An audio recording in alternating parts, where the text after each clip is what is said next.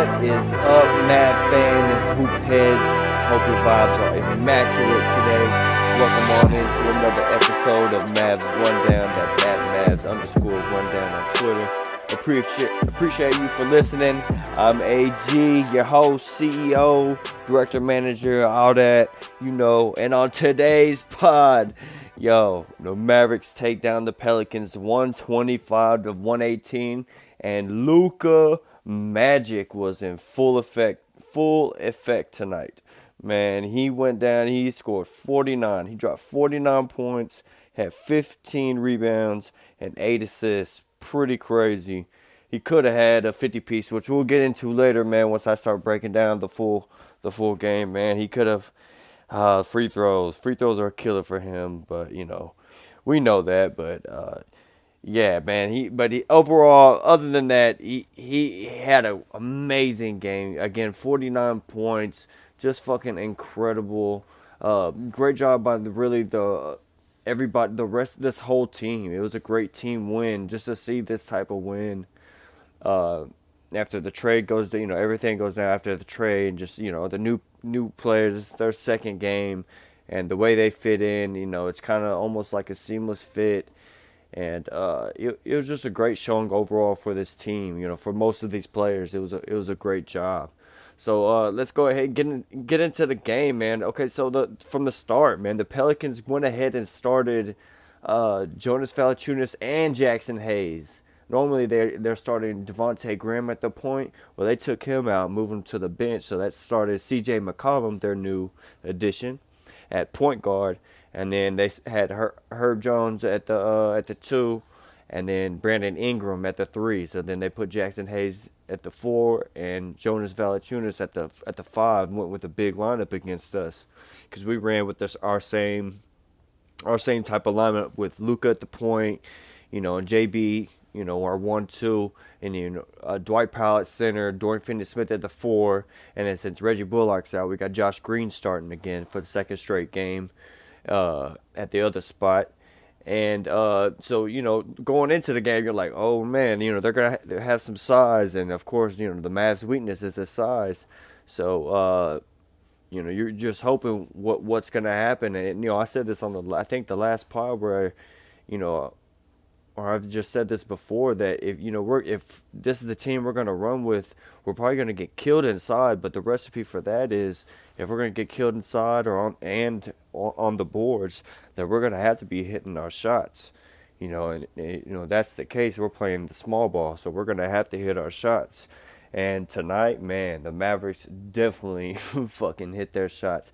We ended up tonight at 47% from 3. Had 19 threes tonight, man. Mavericks made 19 threes on 47%, like 47.5%. So, man, like, great shooting by these guys. Dorian Finney-Smith, 4 of 5 from 3. Jalen Brunson, 3 of 4. Luka, 7 of 14. Maxi Kleber off the bench, 3 of 5 from 3. Bertans hit 1 3. And Spencer Dinwiddie hit a 3. Man, all this great shooting by them. Even overall shooting, man, we shot over 50% just from the field in general, so that's great. We're also getting to the rim this game too, hitting our guys that hit middies like Jalen and Luka were doing that. So great to see by them. And honestly, New Orleans their shooting percentages weren't good until really the fourth quarter they caught up. So let's go ahead and get into the game so I can get y'all caught up on everything. All right. So in the first, man, Luka and the Mavs, we came out hot. We had 9 made threes in the quarter. Luka had 19 points, like in the first. It was crazy. It was looking like one of those crazy, Luka's gonna have a big night, which he did. And I had his second most points actually in his career, because his career high was 51, set on February 10th against the Clippers not too long ago. And man, he almost put up his career high. And again, free throws, we'll get into that. But yeah, started off hot, awesome. And the second, everybody, the team kept that great shooting rhythm, and Luka really was just starting. You could just feel he was just taking over the game. At the end of the half, He had 25 points, 7 rebounds, 5 assists. So, oh yeah, 25 points at the half. He was just cooking it, and the team was just doing good overall. Like the ball movement, everybody being unselfish and hitting the man. If you don't have a look, guys were driving, kicking open shot. We had that Spencer Dinwiddie came in, and with it was like basically a 3 guard, which we finished the game with, surprisingly too, because I was wondering how we're gonna start finishing these games with our lineup. And they had Luka, JB, and Spencer Dinwiddie out there with Dorian Finney-Smith, and usually it's Kleba finishing, not starting the game. They have Dwight Powell, but our finishing, big man we want to roll with as of right now would be Maxi Kleba. So we have him out there. And yeah, man, and Spencer Dinwiddie, this is one of he had a good game, and I'll get to the overall here at the end. But yeah, Spencer Dinwiddie came in and really, helped the Mavs off the bench. We needed that. Again, that extra playmaker, and that really helped us. And at halftime, man, the Pelicans, they were outscoring us in the paint 30-20 in like paint points. But again, Mavericks were just knocking down threes, and again, that's the recipe to win. So we fucking did that shit. And then third quarter, LUKA Magic was just going ham. Okay, so he finished with 25. And at the end of the third quarter, he finished with 45. So he scored 20 points in the third quarter. He had 45 points, 11 rebounds, and 8 assists at the end of the third. And he finished the quarter with a two-handed slam, I forgot how many seconds left, 10, maybe whatever. But drove the lane, had a two-hand slam, just yammed it right in between the defenders. It was awesome. He really capped off the quarter. It really seemed like Mavericks were just ran away with this. And I think the Mavericks really thought we ran away with this, because in the fourth quarter, Pelicans go on like a 26 run. They're only down 7 with like 4 minutes in the game left. 118 to 111, and it was like the Mavs just kind of got lackadaisical, and they just kind of crept. The Pelicans just crept their way back into the give it testament good testament to them, because they clawed, they fought their way back, they did what they're supposed to, they stayed focused, and CJ McCollum led the way for them, man. He finished with 38 points, killer. Be nice to see him in that Mav uniform, but they ended up getting him. He was great tonight. 14 of 26, he efficient as hell. 7 of 10 from 3 of 5 from the line, but 5 assists too. Like, he was great for them. Really helped them catch all the way up. So the Mavs, I want to bring up this end sequence now, because, Luka goes in and he ends up having 49 at this point. And we get all the way to, let's start right here with like 50 seconds left. They're at the line. Herbert Jones makes his 2 free throws, makes it 122 to 116. The Mavericks are up, right? Up by 6. And then CJ McCollum basically steals the ball away from Luka with 30 seconds left. And, Luka gets a little lackadaisical again. And normally he's not like that, but they double team. He kind of got lost concentration of the ball. And, he snuck in, got it, and goes down, makes a dunk. So makes it 122 to 118, a 4-point game. At that point, they had to play kind of the foul game. So they fouled Jalen Brunson. He goes to the line, knocks down his 2, makes it a 6-point game again, 124-118. They go down. Brandon Ingram misses a 3. Tony Snell gets the offensive rebound. Tony Snell misses a 3. Then Luka gets the rebound, and Luka gets fouled. So you're thinking, oh shit, Luka at this point has 49. So you're like, oh man, he's about to get his career high. And 13 seconds left, and he misses both free throws, and it's just like, come on, Luka, please just make your free throws, bro. Like, man, he did good for overall in the game. Like, overall in the game, he was 8 of 12 from the line, so just 2 of those free throws came right there at the end. Otherwise, minus those 2 free throws, he was 8 of 10 from the line. He misses those last 2, where it's just like, damn, man, like, he's laughing and joking, but us at home, we're like, we're thinking in the future, like, come on, man, we don't want to see that in a playoff game where it comes up clutch time, you're missing free throws. That's the thing that I worry when I see him missing these free throws like this. It's just it's something I hope he really starts to take serious, and J Kidd's in his ear about like he really needs to get better at that and focus and concentrate. Hopefully our big German Dirk is over there. The free throw whisperer, giving him some advice. Because he was a career like 90% free throw. Hopefully he can rub some of that off to Luka. But yeah, other than that, Luka missed a free throw. Uh, Misses both. They go down. They turn it over, and then we go down. Turn it over. Maxey gets fouled. Makes one of two from the line. Makes first free throw off. Basically, the game was over. Yeah, he makes one free throw, and that's the end of the game. I don't know why I'm looking through that, but otherwise, man, just a great victory from the Mavs. Maxi Kleber off the bench again for the second game in a row. Killed it. He had 20 points in this game. He was a plus 11 off the bench. He was 7 of 10 from the field, 3 of 5 from 3, like very efficient.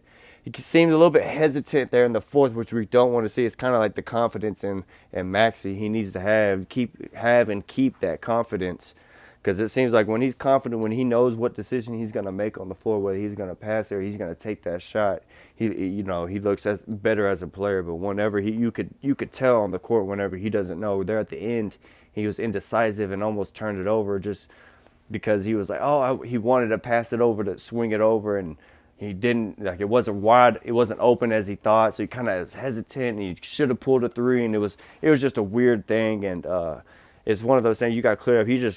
He's wide open. He just needs to, pull it. And that's what we need him to do, is pull it. He took 5 threes, made 3.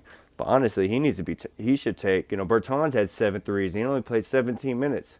Maxey played 10 more minutes than him, and Bertans still had 2 more threes. Like, Maxey needs to be shooting at least, up in that. If he's going to play at least, 26 minutes plus or whatever a night, I think he needs to be shooting at least 7 threes a game. Somewhere around there. Bertans, of course, we know he's going to be a volume kind of 3-point shooter, especially because we want to see if he gets hot. But still, like, Maxey, he's in the game, and he gets some of these open looks, and sometimes he gets hesitant or doesn't take the look and wants to make sure he swings. But if he's open, he just pull the trigger, because we know what he can do, and if he just gains that confidence, he can really help us. And it really unlocks a different thing from this Mav when he's hitting threes, and what he can give us on defense, where he's blocking shots. He had 1 block tonight and a steal, but he gives us great, on the defensive end. He's 6'10", and can defend wing guys, and he can go inside and block shots. So good stuff from him tonight. Again, I mentioned Bertans. He was 1 of 7 tonight, all threes. Of course, he's going to have nights like this. Normally he'll probably make at least 2 if he took these 7 shots again.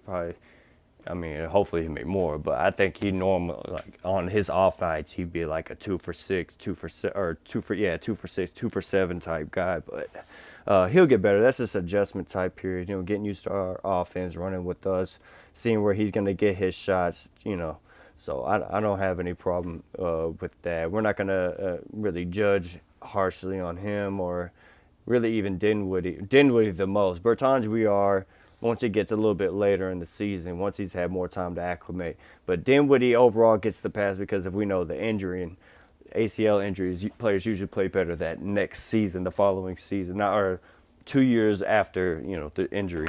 So we'll look forward to that. And again, Dinwiddie off the bench, 31 minutes off the bench. We wondered how his role is going to be, and he stepped up in a lot of minutes tonight, since with Reggie out, Trey out, Frank Ntilikina out. We had a lot of guys that were missing, or a lot of other guys that were really missing. So Dinwiddie got a lot of those minutes, and he finished with 8 points, 3 of 5 from the field, 1 of 3 from 3. He did good, and he also had 5 rebounds, 1 assist, and he had a nice little steal. So he was a +9 off the bench. So something, we just, he moved the ball well. He drove the lane, penetrated, made the defense collapse, kicked it out, he probably had a few more if they counted hockey assists, which is, the extra pass assist. That they pass it to he passed it to someone, they pass it to another person who makes the shot. They don't count that. That's not they don't get us. They don't count a hockey. That's a hockey assist, but they don't count that here. But he had a few of those because just the way he can move the ball in our offense, and it's good to see. And he can get into the lane and attack. But yeah, getting back to our starters, our main dudes. Of course, I went over Luka already. He just completely killed it tonight. And Jalen Brunson really stepped up and did good. At least offensively, he had 23 points and 6 assists. So great game from him. 8 of 13 from the field, 3 or 4 from three. Good to see. We want to see him make more threes, shoot more threes. He took 4 tonight, made 3 of them though, so that's good. And of course, Dorian Finney-Smith stepped up big tonight, 5 of 6, 4 threes. And a crucial little steal at the end. He had 3 steals tonight. Nice. It was a plus 19. Luka was our highest, plus minus 21, and Dorian Finney-Smith was the second highest. He had great defense, and he had finished with 14 points. So, kudos to him. Great overall. Dwight Powell, 8 points, 5 rebounds. Did a solid job. Does what he does. Energy guy, doing good. Normal Dwight Powell stuff. But overall, just a great team win, and it was great to see. For me, just as a Maverick fan, seeing those 3 playmakers in at the end, have 3 guys that can dribble, shoot, and pass at the end with Luka, Brunson, and Spencer Dinwiddie finishing out with Dorian Finney-Smith and Maxi Kleber. I really like seeing that. It was like, we could attack from all different angles. Of course, you want to see the jump shots go down a little bit more, but overall, like the offense, again, looked great. Everybody was just passing the ball. How many team? We only finished with 18 team assists, but the offense just looked so smooth and great.